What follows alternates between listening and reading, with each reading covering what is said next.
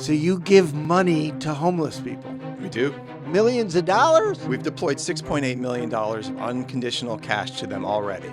It doesn't take a lot of infrastructure to do this in a large scale. Yeah. And everyone says, well, how are you going to fund it? Where's the money going to come from? I'd say, Letting poverty and homelessness grow is just going to cause more tax spending. this pays for itself. But we don't know what happens. What does it look like if you sustain an income floor below which nobody falls? It's so obvious and it's shocking to watch. I consider basic income to be the... In this podcast, we're going to meet someone who gives cash to homeless people. You heard me right. Cash to homeless people. We're going to spend some time with Mark Donovan from the Denver Basic Income Project. So you give money to homeless people? We do. Tell me about it. It started at the beginning of COVID, and I was watching people losing their sources of income, their stability, their housing, and at the same time, there was this massive appreciation in wealth.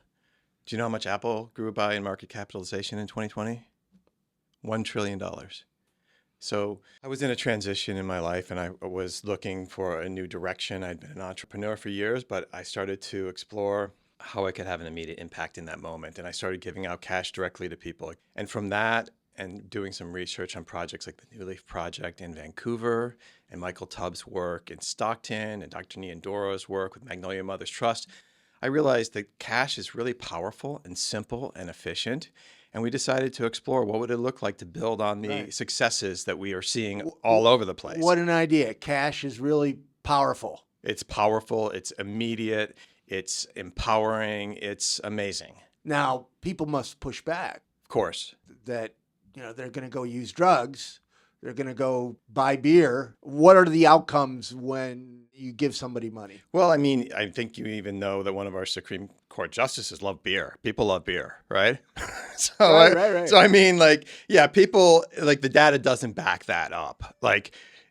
Some people will do drugs, some people will drink beer, but in general, most people use the money for basic needs. These are myths that exist that we have to get past. Yeah. But in the meantime, the immediacy and the power of it is overwhelming, and the data supports it. What I say is, if you're going to the bathroom behind a dumpster in a McDonald's parking lot, you might as well have a beer. Yeah. And I'm not promoting beer or alcoholism, but, homelessness sucks. And you have to escape the pain, and the soccer mom's hitting the bottle and the lawyer's hitting the pipe, and right. the Amazon workers taking some uppers to get through the shift. And, we have happy hour, right. And these people are hurting, but it's so powerful giving money. Why do you do this? I mean, I do it because it works and it's simple. And I love powerful ideas that cut right to it.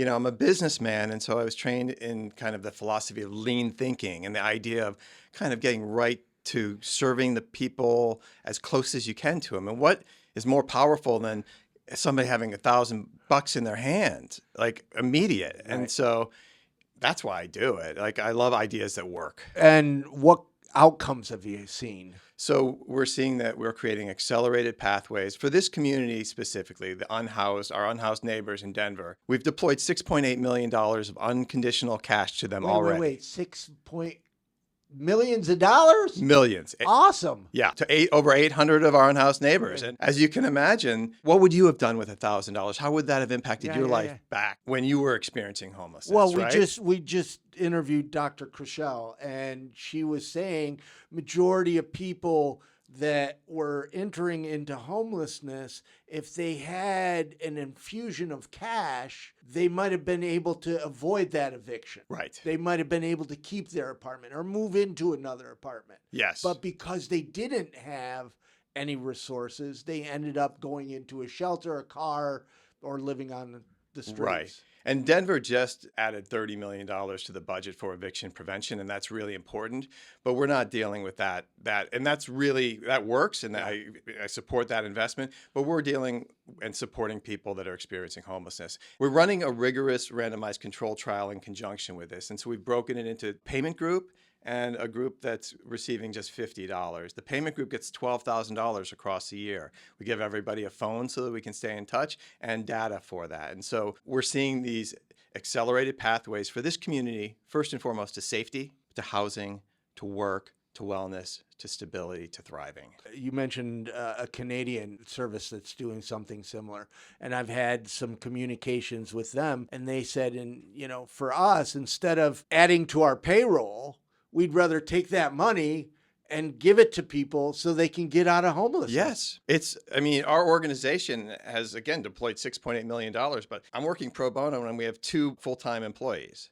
So it doesn't take a lot of infrastructure to do this. That's the beauty of it. It could be done at large scale. Yeah. And everyone says, well, how are you going to fund it? Where's the money going to come from? I say, how are we funding the things we're doing right now that are not working and causing harm? Yeah. There's tons of money. There's no shortage of resources. This pays for itself. Yeah. How are the people selected? At this stage, as a demonstration project, we wanted to try to be as inclusive as possible and as fair as possible. We had simple criteria to be in the program. You need to be 18 or over, connected with one of our 19 partners. You needed to be unhoused, and we used a broad definition, not HUDs, but we used more of a Kenny definition, how if you were doubled up, couch surfing, and not presenting with severe and specifically untreated mental health or substance needs. We then accepted applications from anybody that was within that criteria, and we received over 3,000 inquiries for 1,500 slots. And then Denver University Center for Housing and Homelessness Research randomized into the 3 payment groups that we were working with and got busy giving out the money. I can only imagine. So when you said 19 partners, you're saying probably nonprofits, right? Yes. Service providers, right? Exactly. Walk me through the first service provider.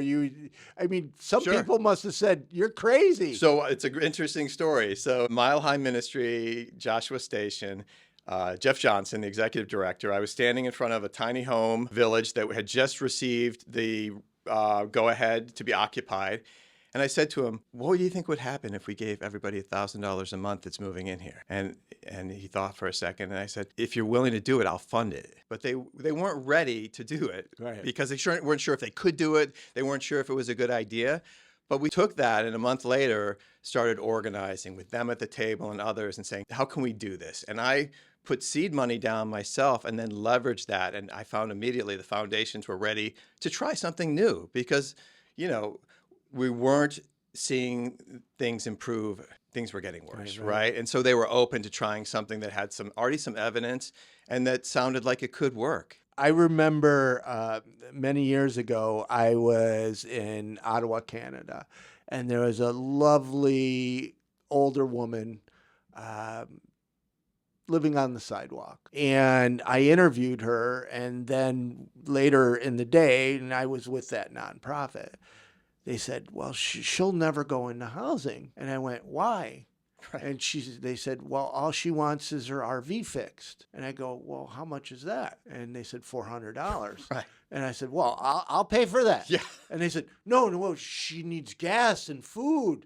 And I go, well, how much is that? Right. And we came up with the dollar amount of $800. And I raised the money to give to her. And then they didn't want to give to her, right? They had all these protocols in place. Right. And the money got to her. Her and her partner fixed the RV. They drove back to where their family was. And last I heard from them, they were living attached to some garage and house, living happily ever after. So that $800 ended homelessness for 2 people, but we're not programmed to just solve those needs. It's, hey, go stand in line, and maybe if it's approved, we'll cut you a check on Thursday. Right. No, it's ridiculous. It's so obvious and it's shocking to watch, right? But I consider basic income to be the preventative medicine of the economy. Yeah. I think when you prevent something, it costs a fraction, a tenth of what it costs to treat it downstream, right? And that's exactly what we're doing. And then we pay for it in emergency room visits and incarceration and all of these other downstream costs. But not even just that. It's the loss of the amazing talent of those individuals to just be realized, to live a flourishing life of contribution and just of fulfillment or just living, right? And the reception from politicians. Our new mayor funded us through the Gary community, one of our local foundations, before he was elected. And on the first day of office, he declared a state of emergency on homelessness. And then he set a goal of housing 1,000 and moved 1,000 people to safety and to shelter. So We have new leadership, and we're moving. So the city is connected and supporting your work. So prior mayor Hancock signed on to Mayors for a Guaranteed Income and invested $2 million in our first phase. Mayor Johnson has just reinvested another $2 million. So we're in partnership. It's a public-private partnership, and they're amazing partners. And I love the innovation and the energy in Denver. I did not know that it was city funded. It's a mix. We started, it's funny, actually, in the first year in 2021, we sort of turned away city funding because we thought they were going to slow us down. Right. Comes with strings. Again, I'm an entrepreneur. I'm like, we can launch this in the fall. And community was pushing back, saying, we need to build trust and take time to build capacity. And I was saying, well, you talk to these people that are on the street as winter's approaching, and they probably don't care too much about our trust building activities if we've got $4 million in the bank to deploy. Yeah. But they turned out to be right. We ran a trial and we needed more time, and we took it and we built it. And then we got to our launch and we were ready with the capacity and an understanding of how to deliver this. It's the first program of this scale and size in the country to explore this. And it's groundbreaking. And I think it can lead to a new approach that complements everything else that's going on in the space. How long has it been running? How far in the year have you been going? We've completed the first year. We had a slight gap because of a funding gap, but we have extended into another 6 months. And I'd love to see us keep running it longitudinally, because we know what happens when you have a benefits cliff, but we don't know what happens. What does it look like if you sustain an income floor below which nobody falls? So let's look at that and figure it out and learn, which doesn't mean we can't expand with additional funding. Let's not abandon these people, and let's stay with them and build together. We had an event last Thursday at the Denver Botanic Gardens where we came together and enjoyed the space, watched It's Basic, and had a strategy session with our participants, talking about where do we go from here? How do we build? What in this year, how many people that were on the streets are now in housing? So we've only published our mid-term results, but we saw a dramatic increase towards housing in both the payment groups, but surprisingly, also in the control group, only getting $50. Right. I read that. Yeah, which is fascinating. It goes to perhaps the hope that's created. Hawthorne effect, our research team has talked about this idea of being part of something. It's hard to say what it is, or being reconnected with the partner organizations, or connected for the first time as they enter the program. Whatever it is, it's extraordinary. Community is powerful. It's really powerful. You said you're an entrepreneur. Tell me about how you went from running businesses to this. I mean, I know you said you saw the need, but that wasn't just an immediate transition. I'm amazed. I think what you're doing is great, and I just am curious of how you made that transition. So for me, it was getting divorced in 2020. And I was moving to a new location. It was Denver, and I was looking for a new direction. And for the first time in a long time, it was a blank page. And so and I'm also can be somewhat impulsive and impatient. And so I was seeing what was happening with COVID, and I wanted to take action. And, I just didn't want to wait for approvals or tax breaks or anything else. I just started giving out cash. So you're walking down the street just handing out cash? Not that randomly. Well, actually, in the first group of people I worked with in 2020, it wasn't people that were experiencing homelessness. But then in January of 2021, after kind of my initial trials, I organized with the community partners. I said, we want help identifying 10, 11 people, 12 people to provide cash to during 2021 to keep exploring this. Yeah. And they helped. And at one of the safe outdoor spaces, there were 36 sites, and they took 36 numbers, pulled one number out, and that person was the one that was getting it. Yeah. That was it. And we just started learning by doing. I'm really biased towards action. Do something today. And seeing how much I could leverage my small amount of money, or not a small amount of money, up to what we've raised so far. Anybody can do that. That story you told, anybody can do that. That's the thing that I'm often talking to people about. They say, what can we do to help? And I say, donate to us, donate to somebody, be kind to somebody. If we were all just kind and treated everyone with respect, that alone would have huge impact, right? Huge. There has been, I won't name them, there's been several apps basically as a response to panhandling, and the people have good intention. Like the person has a little transponder. Mm-hmm. So then when you walk by and you see the homeless person, then you can donate on the app, right? But then the money's governed.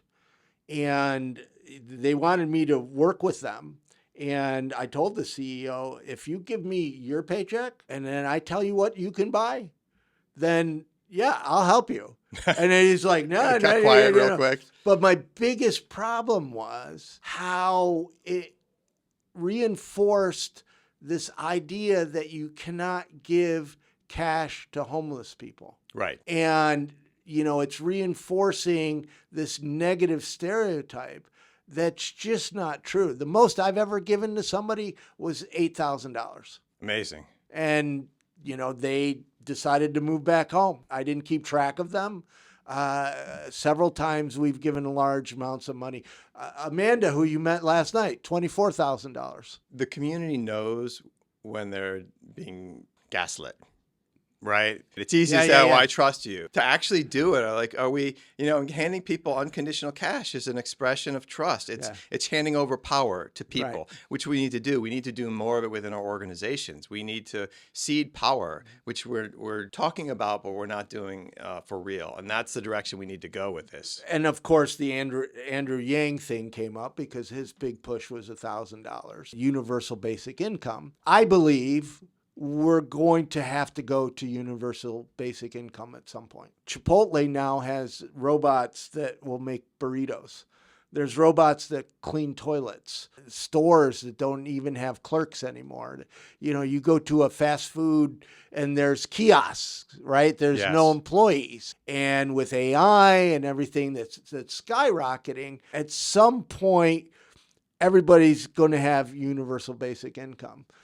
I know it's going to be a hard change because even now we don't have universal basic health care. There's a lot of conservatives that believe, well, people have to work. They have to work to earn their living. And soon there's not going to be the jobs like lower income people rely on, fast food, maintenance. I was in an airport and there was a robot sweeping the floor. Right. Those jobs are going to disappear. The conservatives are going to have to change their mind to support universal basic income. I'm excited because your project is targeted to homeless people and it's showing that people are improving their lives. And I know right here in Union Square in San Francisco, there's actually some data about what people spend their cash on, and it's food. Right. Over 90% spend it on food. When they're panhandling, the most they can get is $25 a day. People are so against panhandling, and rightly so. I don't like to be panhandled. The reason people are panhandling is they don't have money. Yeah. I don't mind panhandlers at all, actually. We just have the ability to quickly create more economic justice. And it's powerful. The evidence is showing that it works. Why wouldn't we do it? Why would we continue to not explore this idea when all the evidence is overwhelmingly showing that it works? How did you talk people into funding you? I mean, it's not easy to just, hey, I'm going to give cash away. Give me money. Yeah, I mean, to be honest, I think this is a part of the reason I'm doing this is to really to acknowledge my privilege and my access and leverage it. And so, I put my money down and I started to work on you started it this. with your own money? I did. Yeah. Okay. So you see, that's what you meant by seed funding. Yes. Yeah. And so, and then immediately foundations were supportive. Yeah. I don't know that that's necessary, and I hope it's not now that we have evidence. But, back in 2020, it was early. Yeah. There weren't 100 pilots across the country doing this type of work in different lanes, whether it's reentry or foster youth. What we'd like to try to show now, we want to keep running this longitudinally, but we want to show this is replicable and this is scalable. And then let's do that. Let's take it to scale. That was going to be my next question. How does somebody else do this? I mean, maybe Elon Musk is watching this and he's got plenty of money to start doing it, but there's other people such as yourself in every city of America that could probably start a program. That's right. And so, it's funny you mentioned Elon because about 5 years before I moved to Denver, I was so frustrated with investment advisors that were not able to follow a simple, sustainable investing plan that I said, I'm selling it all and I'm putting it all into Tesla. And I did.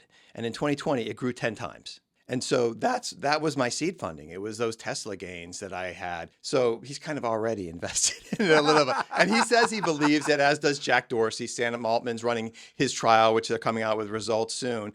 And so, Jack Dorsey has a $1 billion fund, and one of his 5 categories is UBI. The people that are on the cutting edge of the tech advancements know what's coming. And they know that this is an essential part of the economy of the future. And that's where UBI first came to my attention, was through Jack Dorsey, but they're not looking at it through the lens of homelessness. No.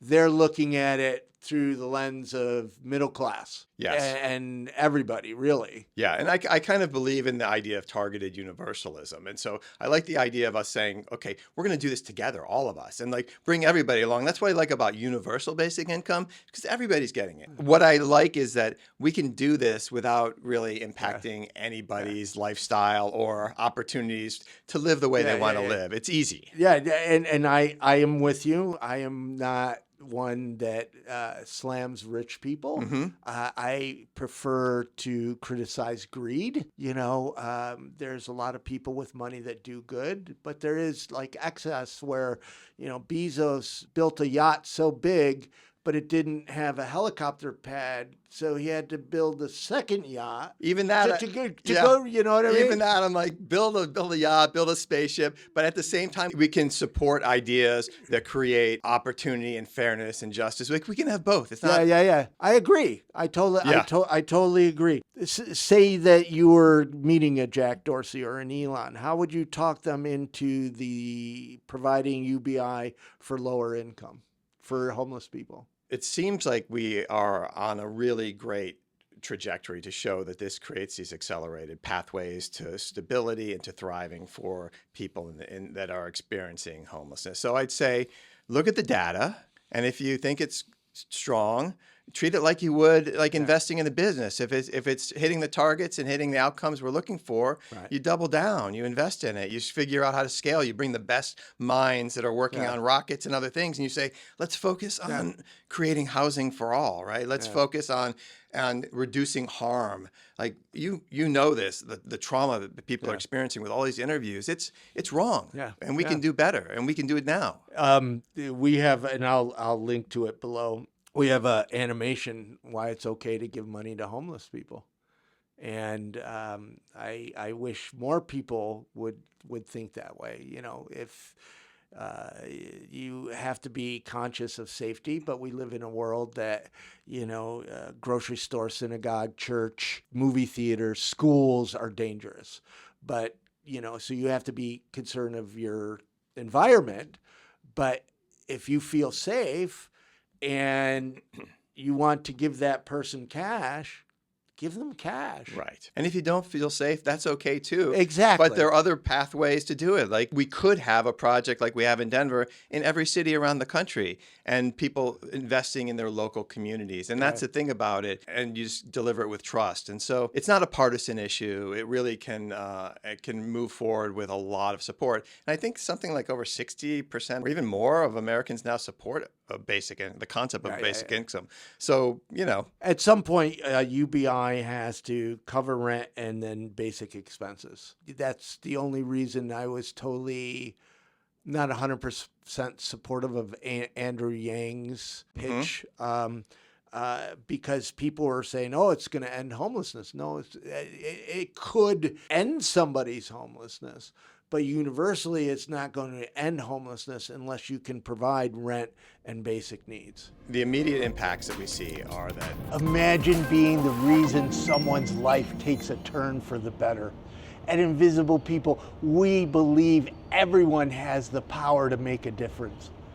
Every day, millions of people suffer the harsh realities of homelessness. But together, we can change that. By supporting Invisible People, you become the hero in the stories of those who are often ignored and overlooked. Your donation directly impacts our efforts to create powerful content that educates and inspires the public to influence policy change.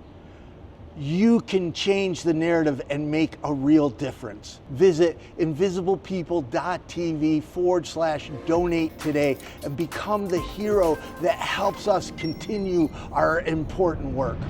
It could end somebody's homelessness, but universally it's not going to end homelessness unless you can provide rent and basic needs. The immediate impacts that we see are that in the group that received $1,000 a month, for instance, at enrollment, there were, I forget the percentage that were living on the street. It went to 0 at 6 months. At 6 months, after giving homeless people $1,000 a month, they're no longer homeless. Yeah, for that group. That group, yeah. Right. Which is extraordinary, right? It's amazing. And so, it's a powerful concept, and we want to keep building. And we want to do it at speed because of the urgency of it. Yeah. Every day that we delay is a day of additional harm for somebody that's out there. And especially for the prevention and homelessness growing. Is there anything that you'd like to add? Just that we've created hope in Denver with our unhoused community that's in the program. We've created hope within the continuum of care. I want people to feel like we can actually do this together, but we can't do it alone.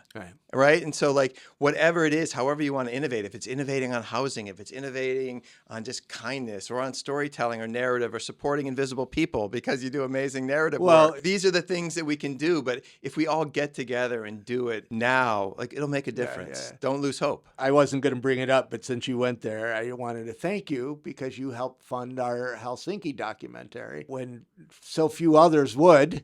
We're struggling to raise funding, and it also connects because I try to do things as you do, is a proof of concept. I try to say, oh, this might be a little radical, but hey, I will do it and show you it works. Come on, let's do more. I mean, getting people to safe housing I don't consider it all radical. Helsinki is a great model. I hope everybody that's watching this watches that and learns from it, and that we take those best practices and build upon it. Cash alone is not the silver bullet, but you match it up and you layer it under anything that anybody's doing, and you create that economic stability and that hope, and it's going to accelerate and enhance anything, whether it's housing first or harm prevention, reduction, any of these things, it's going to improve them. And so it's a missing piece of our overall intervention that's needed to do better. One last question, and I'm sure you get this. Well, two last questions. Well, I sure you get this a lot, or it comes up, is that people say, well, that's my taxpayer money. I don't want to. Yeah, so I just refer people to Matthew Desmond's book, Poverty by America, where he lays out the economics of our social contract. And we spend a lot of money subsidizing the rich. And so I think it's kind of the same with subsidies for oil and gas. I'm like, we don't even need subsidies. Let's get rid of the subsidies that we're doing for the rich and for oil and gas and use that money for the betterment of society, right? So we're spending lots of money supporting lots of things. It's not that we don't have the money, right? Do you have examples of the subsidies for the rich that taxpayers are paying for? The tax credit on mortgages, for example, there's a huge amount of money that's provided to incentivize home ownership. Does somebody that's worth $100 million need a tax credit for real estate? Also, it's not so much what taxpayers are paying, but it's what the rich people aren't paying in taxes because they're able to avoid taxes. Yeah. When people start talking about, I don't want my tax dollars going to this, it's good to point out that your tax dollars are going to lots of different things. And so if you want to start scrutinizing that, really look at that. And then it's good to prioritize, where do we want our tax dollars going? Where do they have Return on investment. The most impact, right? Right. Because in the long run, letting poverty and homelessness grow is just going to cause more tax spending unless we do something to prevent and solve homelessness. Right. And so it really truly is in everybody's best interest. It creates safer, more thriving communities, which I think everybody wants. Do you have a step-by-step process for either a community or maybe somebody such as yourself that's an entrepreneur that wants to start this? We're developing it right now. We're working on our playbook and building it. So we want to be ready to support others that want to stand up their own projects. Anybody that's interested sincerely in moving forward with action, we'll connect and we'll get on the phone and have a conversation and provide whatever learnings that we have had. We try to share as openly as possible, but we really think this isn't that complicated and that difficult. And, it can be built in these anywhere in this country. And when we go to show proof of replicability, we want to work in places where people think it won't work and show that it does. And then from there, continue to build. If you had 3 wishes, what would they be? Oh, wow. Peace on earth, health and happiness for all.